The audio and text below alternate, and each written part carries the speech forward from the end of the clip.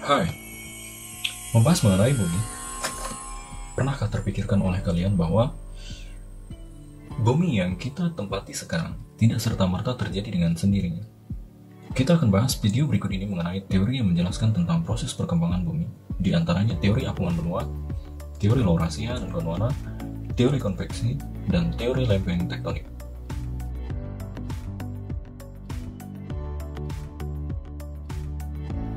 Alfred Lothar Wegener, seorang ahli meteorologi dan geofisika Jerman pada tahun 1912, mengemukakan sebuah teori, yaitu teori pengapungan benua atau continental drift theory. Menurut teori ini, sekitar 225 juta tahun yang lalu, bumi ini hanya terdapat satu benua dan satu samudra, di mana satu benua disebut dengan Pangaea, sedangkan satu samudra disebut dengan Pantalasa. Kemudian, benua tunggal tersebut mengalami pergerakan dan pecah, sehingga membentuk formasi yang ada pada saat ini. Teori ini pun didukung oleh beberapa bukti, diantaranya adalah yang pertama, adanya kesamaan garis pantai antara benua Amerika bagian selatan dan benua Afrika.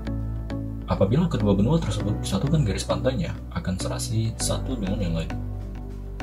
Bukti selanjutnya ditemukan beberapa fosil dari hewan dan tumbuhan yang sama di beberapa benua tersebut.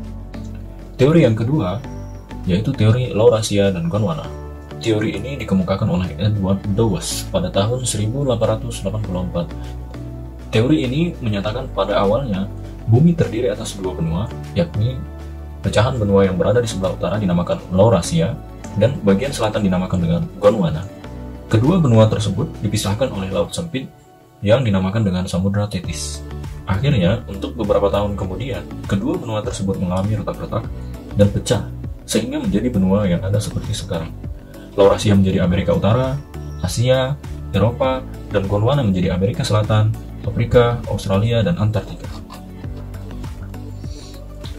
Teori yang ketiga adalah teori konveksi, dikemukakan oleh Arthur Holmes dan Harry Head. Konveksi merupakan arus yang akan terus berputar seiring perpindahan suhu sampai pada kesetaraan di dalamnya. Contoh nyata dalam kehidupan sehari-hari adalah saat kita merebus air di panci akan mengalami pergerakan karena air panas. Dengan kerapatan benda akan naik, dan air dingin dengan kerapatan yang lebih besar akan turun. Hal ini juga terjadi di dalam perut bumi kita. Teori ini menyatakan bahwa di dalam bumi yang masih dalam keadaan panas dan berpijar, terdapat arus konveksi ke arah lapisan kulit bumi yang berada di atasnya. Oleh karena itu, arus konveksi akan membawa material berupa lava sampai ke permukaan bumi. Nah, jika ini terjadi pada kerak benua, ini akan membuat sebuah gunung api. Dan apabila terjadi pada kerak samudra, hal ini akan membentuk sebuah punggung tengah samudra, atau bahasa lainnya, bahasa mitosnya yaitu Yanick Ridge. Bukti kebenaran dari teori ini adalah terbentuknya Mid-Atlantic Ridge dan Pacific Atlantic Ridge. Teori yang keempat adalah teori lempeng tektonik, dikemukakan oleh Tojo Wilson, yang menyatakan bahwa kulit bumi atau litosfer terdiri atas beberapa lempeng tektonik yang berada di atas lapisan astenosfer. Seperti yang telah kita bahas pada teori sebelum-sebelumnya.